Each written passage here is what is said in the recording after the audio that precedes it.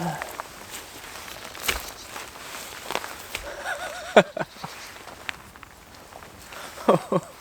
thought I was going to lose the Benro. I thought I was going to lose the three-legged thing then. Oh hell.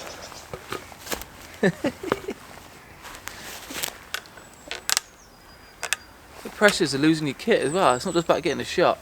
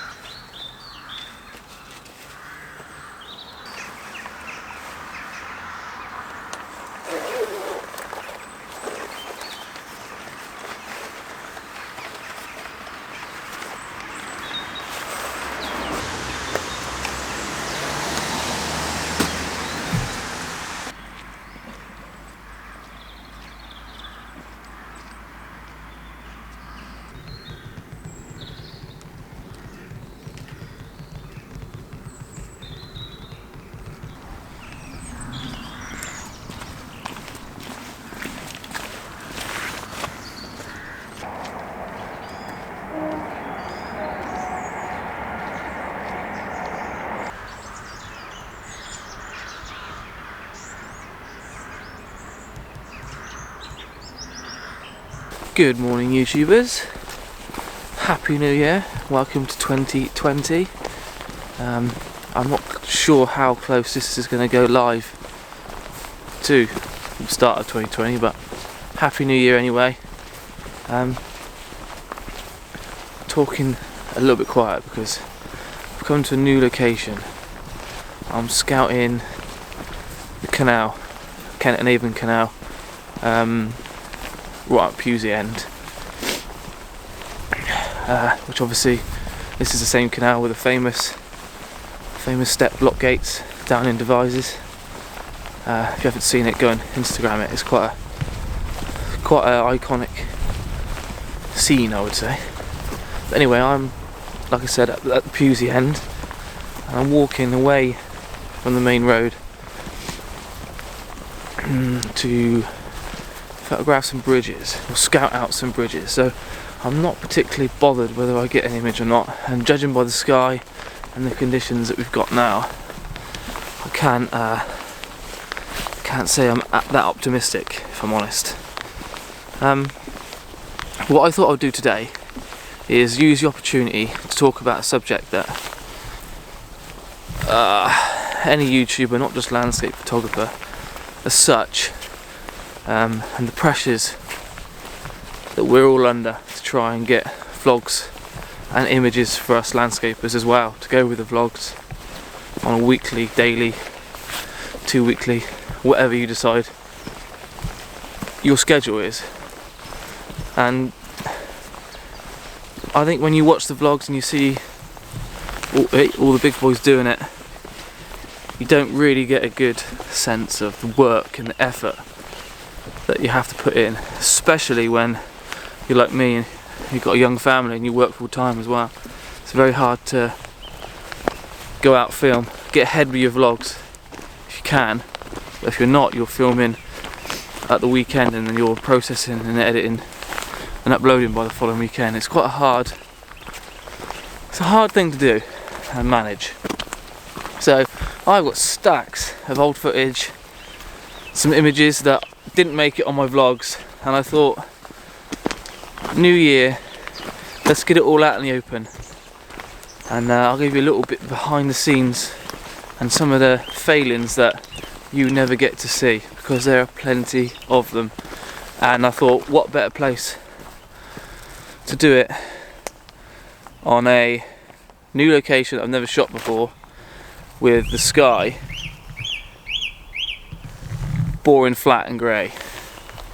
So this is a scouting location. I'm going to get some images. They're not going to be world beaters, but they're going to be up here for my record for when the conditions are perfect, either mist or we get a good sunrise or a sunset, or autumnal colours. So there's a few options for this location, but it's not going to be today.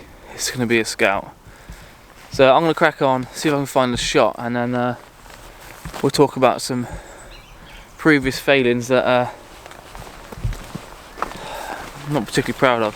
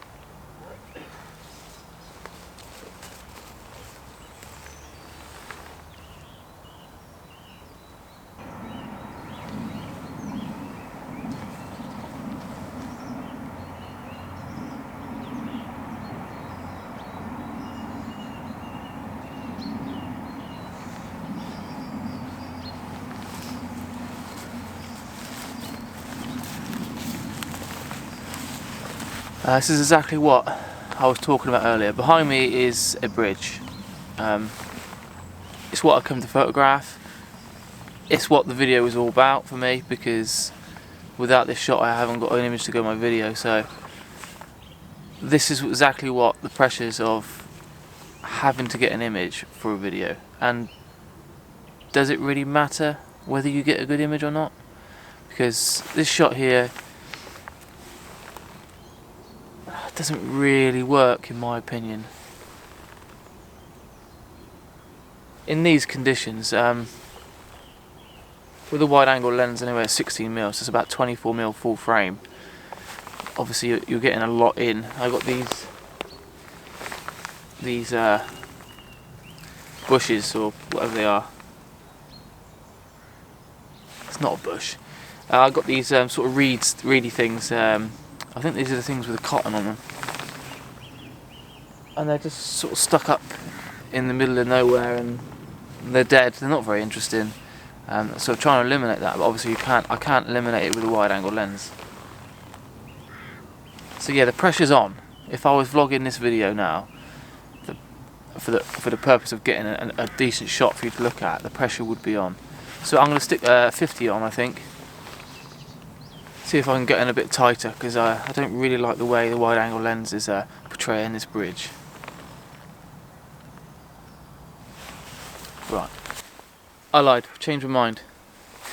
I got some nice reeds down in the bottom bottom right hand corner of my image. I've got the paths and the canal sort of leading underneath the arch, obviously the arch, and then you can see the canal disappearing into the distance. The only thing I don't like is I have to angle the camera right down to eliminate the sky. There's a big tree in the top of the bridge that is real heavy and dominant, and everything else is quite dead and sparse, so it stands out like a sore thumb. And this vlog's all about scouting, so this is not going to be a shot that I'm going to be putting on my wall or showing to you in a video in trying to tell you that it's a good shot. It's purely just for a scout. So I'm not particularly bothered about showing these images and showing you what I'm thinking about the shot and how it's going to develop. But yeah, that's a very dominant feature in this image that I don't particularly like. I've still got the wide angle lens on. I know I was going to change, but I've changed my mind again. And so I'm bringing the camera down to eliminate the sky above the top of the bridge, but I can't eliminate the right hand side, which is a little fence. It's a pain in the ass. It's another reason why it's 11 to 16. I never use 11. I always use it. I basically use it as a 24mm prime, a 16mm prime, or 24 in full frame. I never use the range on it, because it's a bit soft on the corners at 11. So I punch in always at 16. So my next option is a 50, It's a big jump between a 50 and a 16, because effectively that 50 is more like an 80 odd on a crop. So I haven't got something in between. I am really finding that a problem. I could do with punching in a little bit. Say around 35mm probably would be perfect. But anyway, I'm not going to complain. I'm going to take a few shots and try and give you a visual representation of what's going on in my head. You'll get it. You'll get what I'm trying to get at. I don't like that on the right hand side. If I drop the camera down and when I go really wide I get all of it, I don't really think the sky, especially across the bridge and that tree, really adds anything to the shot. That tree, if anything, distracts. But we'll give it a go anyway. We're going to give it a go.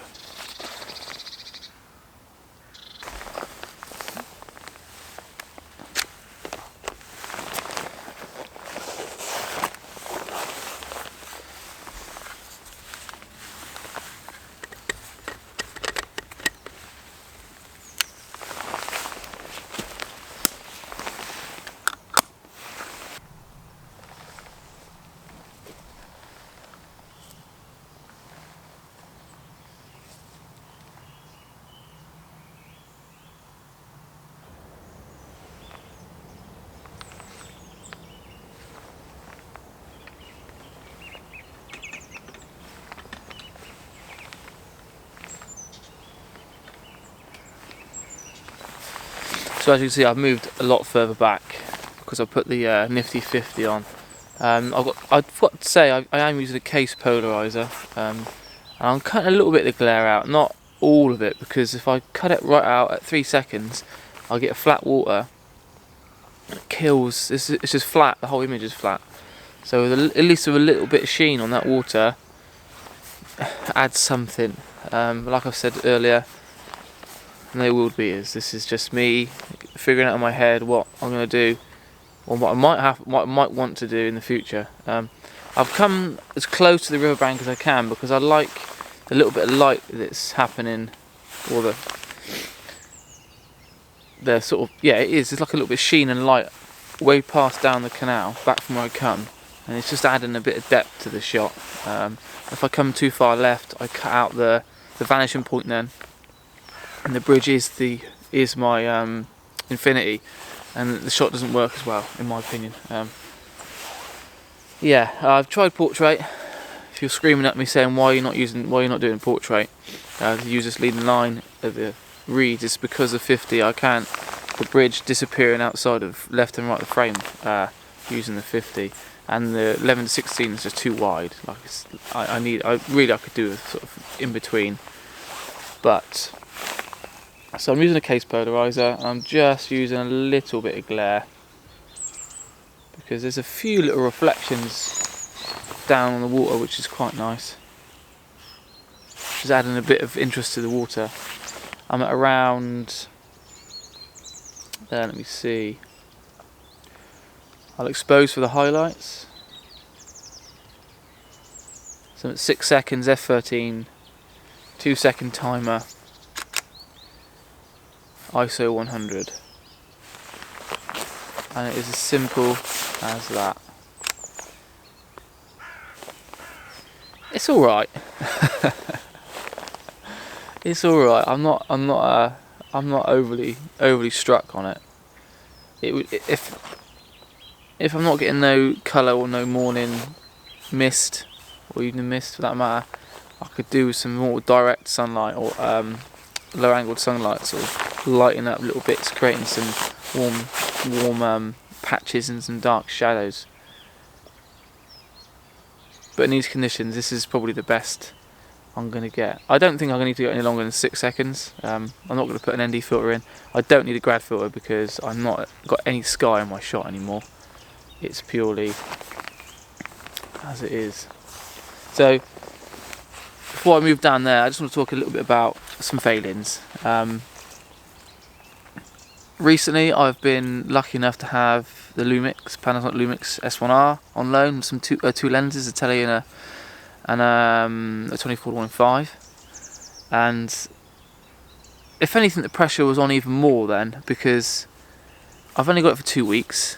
and I'm thinking I've got a massive opportunity to create some content, some different content other than using the Nikon. Plus I get to use a new camera, so I wanted to go out as much as possible anyway. But the pressure was on even more, and I went out vlogging like mad.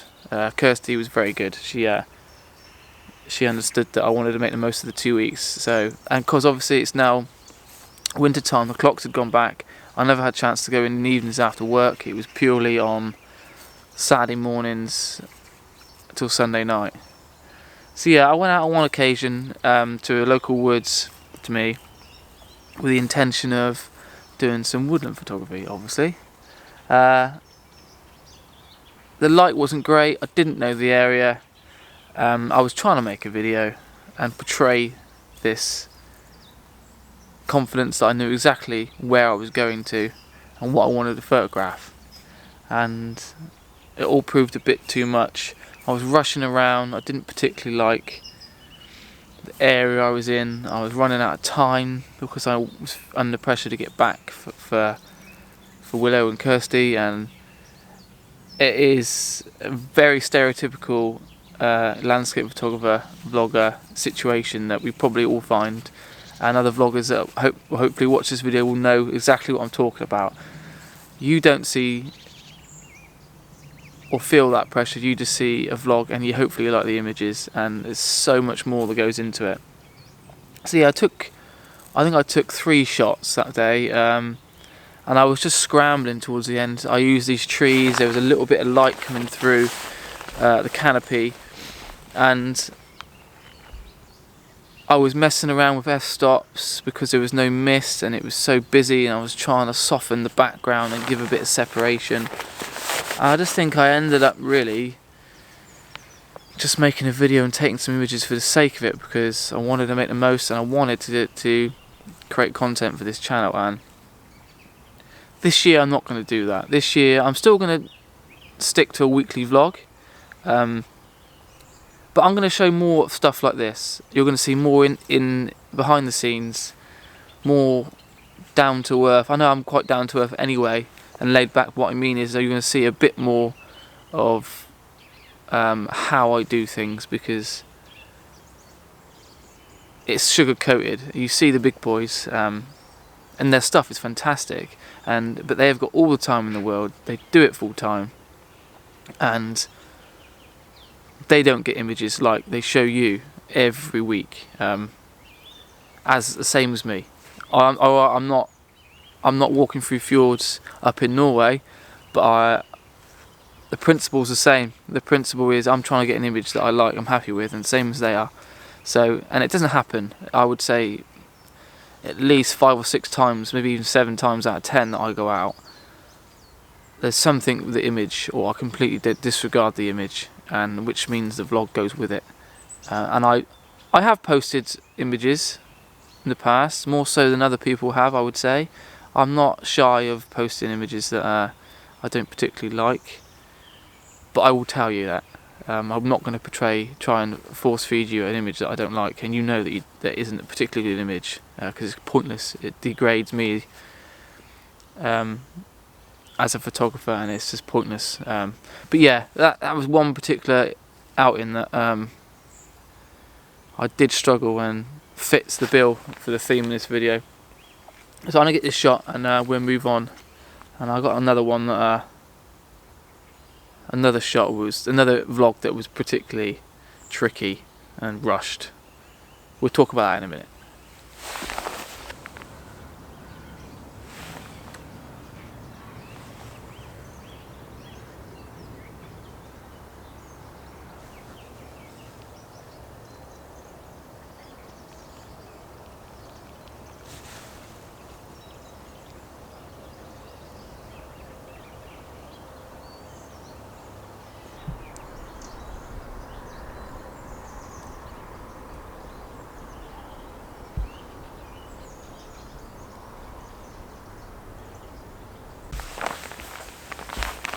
Right, so I've moved back.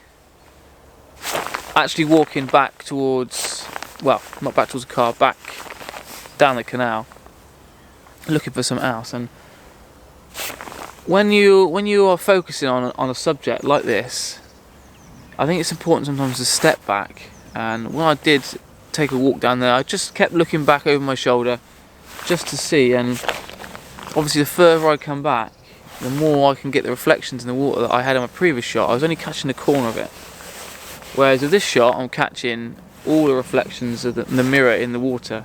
There's a little bit of ripple in the water, so I'm not going to get at the perfect mirror. But before I was around F13, I don't need that depth of field anymore. F9's fine. I have got some reads, but F9, focus a third of the way in. I'll get that bridge sharp as well with the little 50. Their little nifty 50s are quite sharp lenses.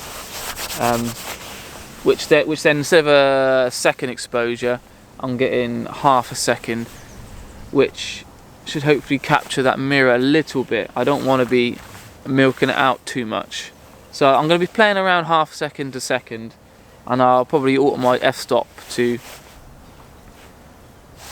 get that exposure time that I need. Yeah, leading line, the canal. I've eliminated all the path because I don't want any distractions. If it's not adding, it ain't coming in, because the path, although it does look nice, it follows the canal. It's coming in from the far left, and it's sort of taking your eye around the left hand side of the picture, whereas I want the eye to start at the bottom right and the canal to follow it. So I don't want these two lines sort of one following the other. I want it sort of just simple. Leading up to the bridge, I eliminated the sky because the sky's pants. Yeah, pretty simple. 2-second timer. Bit of polarization. Once again, it's a very blah flat image. But as you know, this is not going to be a world beating session. But anyway, my second major fail was, I think it was the day after, in the woods. I had this image in my head that I wanted down at Duckpool, which is a little beach north of Bude, and on the way you start at the top and Duckpool's right down in the valley. I seen this image. It's a leading line. The road sort of bends down into the valley of Duckpool, and over the other side of the valley you can see Cleve Camp, which is I don't know if it's GCHQ, but like a military observation. You know, lots of dishes. I've took pictures there before, but nothing. Again, a failing. Nothing world beating. And I had to stop, so I took a picture. The light was sort of creeping. It was early sunrise. So the light was creeping back through the scene, casting shadows and highlights here, there, and everywhere. And it was quite a good shoot. I quite enjoyed it.